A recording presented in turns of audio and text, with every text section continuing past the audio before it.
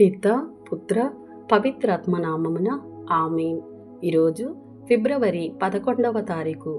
Mark సువార్త 7వ అధ్యాయము 14వ వచనము నుండి 23వ వచనం వరకు. పిదప ఆయన జనసమూహమును తిరిగి పిలిచి, మీరు విని గ్రహించుకొనగలరు. వెలుపల నుండి లోనికి పోయి మనుష్యుని అపవిత్రునిగా చేయగలిగినది ఏదియునూ లేదు, కాని లోపలి నుండి బయలు వెళ్ళునవే మనుష్యుణ్ణి అపవిత్రునిగా చేయును. వినుటకు వీలున్న వారు విందురు కాక అని అనెను.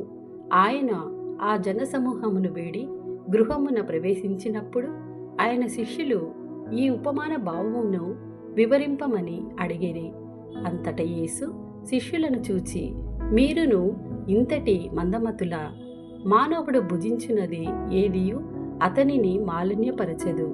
ఏలయన అది హృదయములో ప్రవేశింపక ఉదరములో ప్రవేశించి ఆ పిమ్మట విసర్జింపబడుచున్నది. అన్ని పదార్థములు భుజింపదగినవే అని ఆయన పలికెను. మానవుని మాలిన్యపరుచున్నది వాని అంతరంగము నుండి వెలువడినదియే.